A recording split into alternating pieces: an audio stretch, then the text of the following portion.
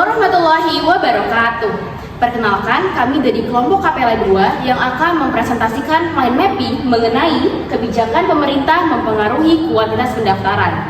Dan pada topik kali ini kami memiliki dua pembahasan masalah, yakni PPDB dan juga pendaftaran CPNS. Sebelumnya, perkenalkan saya Zaskia Zahra Kalifatianti dari kelas 10B Perwakilan Bebas kelompok Kapela 2. Perkenalkan, nama saya Taskia Priyandani Haliman Sadiah dari kelas 10E Perwakilan Bebas anggota kelompok Kapela 2. Perkenalkan, nama saya Atila Putri Azahra dari kelas 10I Perwakilan OSIS dari kelompok Kapela 2. Perkenalkan, nama saya Syafina Hamzah, saya dari kelas 10B Perwakilan OSIS anggota Kapela 2. Perkenalkan, nama saya Rana Raffiana dari kelas 10H perwakilan bebas dari kelompok Kapela 2. Perkenalkan, nama saya Muhammad Rabi Priskolo, kelas 10I perwakilan bebas dari kelompok Kapela 2. Perkenalkan, nama saya Raya Pranata Akila dari kelas 10G perwakilan bebas dan anggota kelompok Kapela 2. Oke, di sini kita akan menjelaskan mengenai tema kebijakan pemerintah mempengaruhi kuantitas pendaftaran. Lebih rincinya di sini masalah kita adalah kebijakan pemerintah mempengaruhi kuantitas pendaftaran PPDB. Di mana masalah di PPDB ini yaitu pemerintah mengadakan kebijakan mengadakannya di jalur zonasi. Dan di sini masalah di jalur zonasi yaitu banyaknya pungli pada jalur zonasi.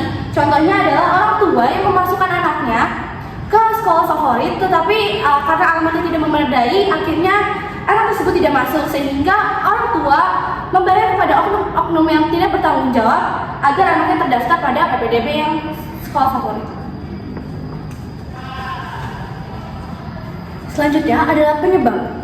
Banyaknya yang menganggap sekolah-sekolah favorit adalah sekolah yang benar-benar bagus, sehingga para orang-orang tua tidak mau anaknya sekolah di sekolah-sekolah yang kurang favorit dan menyebabkan para orang tua memakai oknum untuk memasukkan anaknya.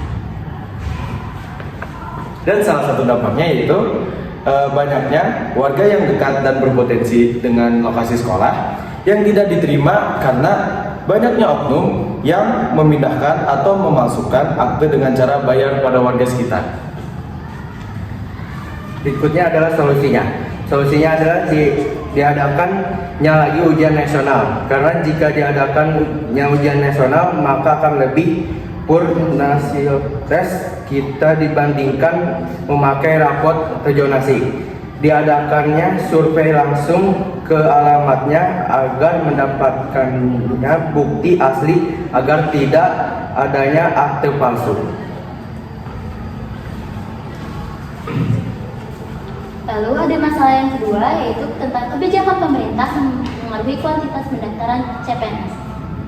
Penyebabnya adalah sulitnya mendapatkan pekerjaan yang layak, adanya faktor eksternal yang berupa tekanan, dan karena adanya persaingan yang ketat.